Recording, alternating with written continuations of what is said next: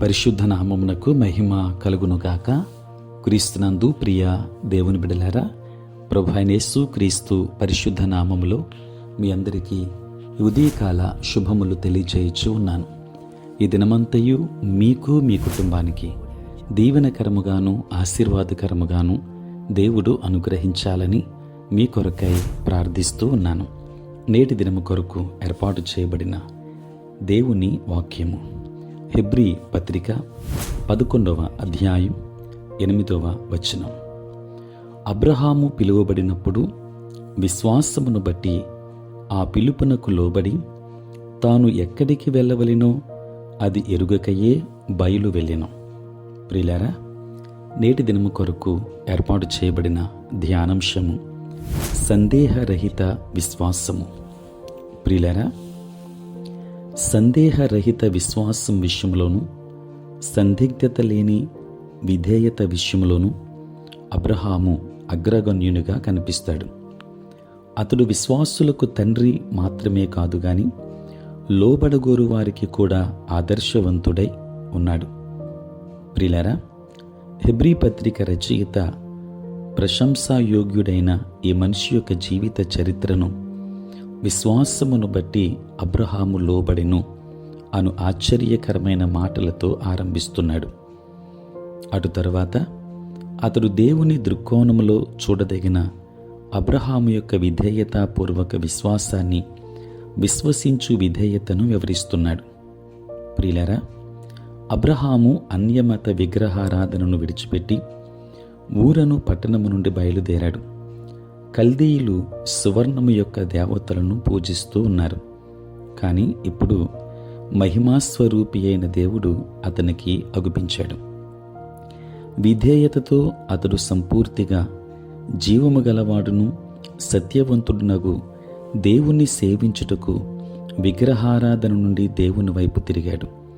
అనేక మంది క్రైస్తవులు ప్రత్యేకింపబడుటకు రాజీపడని దేవుని పిలుపుకు చూపిన అవిధేయత వలన తమ జీవితాలను నాశనం చేసుకుంటున్నారు. ప్రియులారా, దైవభక్తి గల జీవితం జీవించడానికి ప్రత్యేకపరచబడుట ఎంత ఆవశ్యకమైనదో మనము ఏమాత్రమును గ్రహించట్లేదు. కానీ క్రీస్తుకు బెలియాలుతో ఏమి సంబంధము?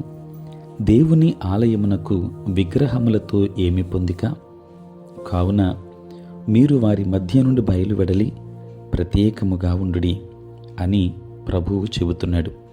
ప్రియులారా, నేను మీకు తండ్రినై ఉందును, మీరు నాకు కుమారులను కుమార్తెలునై ఉందురని సర్వశక్తి గల ప్రభువు చెబుతున్నాడు అంటూ దేవుడు మనలను సవాలు చేస్తూ ఉన్నాడు. దేవుని సంఘమునకు గ్రీకు పదము ఎక్లేషియా అనగా ప్రత్యేకముగా ఉండుటకు పిలువబడిన వారి సమూహము అనర్థం. ప్రత్యేకముగా ఉండుటకు వెలుపలికి వచ్చిన వారి చేత సంఘం ఏర్పడుతుంది. ఈ సత్యం లేఖనములయందంతటను నొక్కి చెప్పబడింది. ప్రియులారా, వెలుపలికి వచ్చి వేరుగా ఉండుటలో గల ధన్యతను సూచిస్తూ దావీదు తన కీర్తనను ఆరంభించాడు. పెంతుకొస్తు దినాన పేతురు చేసిన ప్రసంగం, మీరు మూర్ఖులగు ఈ తరము వారికి వేరై రక్షణ పొందుడి అను మాటలతో ముగించబడింది. పరిశుద్ధ గ్రంథములోని మొదటి పేజీ చీకటి వెలుగుల నడుమ గల విభజనను తెలియచేస్తుంది. చివరి పేజీ లోపల నుండి వారికిని వెలుపల నుండి వారికిని గల భేదాన్ని నొక్కి చెబుతుంది. ప్రియులారా, ఈ రెండింటి మధ్య సాంగత్యం ఉండనేరదు.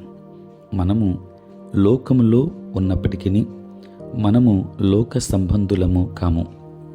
దీని అర్థం మనము లోకము నుండి దూరముగా పారిపోవాలని కాదు గాని మన మనస్సులను హృదయాలను రంజింపచేయు లౌకిక అవినీతి విధానముల నుండి విడుదల కలుగు చేసుకోవలసి ఉంది.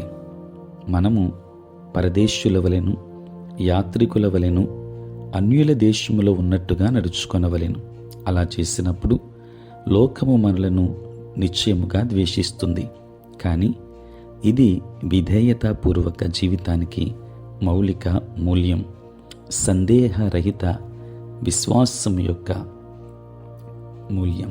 కనుక దేవుణ్ణి విశ్వసించిన మనము, దేవుని వెంబడించడానికి తీర్మానం చేసుకున్న మనము దేవుని ఎడల విధేయత కలిగి సందేహరహిత విశ్వాసంలో ముందుకు కొనసాగుదాం. దైవాశీర్వాదములు పొందుకుందాం. దేవుడు మిమ్మును మీ కుటుంబాన్ని దీవించునుగాక. ఆమేన్. ప్రార్థన.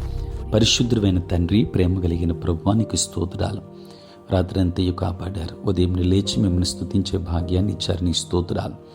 ఈ దినమంతా కూడా మీ సన్నిధి మాతో ఉంచండి. మీ ప్రసన్నత మాకు అనుగ్రహించండి.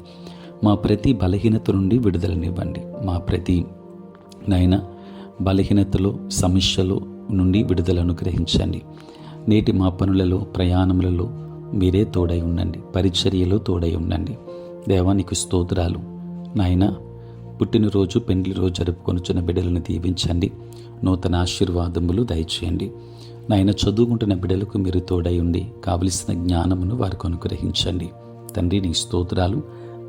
నీ పరిచర్య చేయుచున్న ప్రతి సేవకుని మీరు దీవించి ఆశీర్వదించమని ఈ క్రిస్మస్ పర్వదినాలలో నాయన తండ్రి, సందేహరహితమైన విశ్వాసముతో మేము మరింత ముందు కొనసాగడానికి కృప చూపించమని యేసు నామములో ప్రార్థించి వేడుకొనుచున్నాము తండ్రి. ఆమేన్.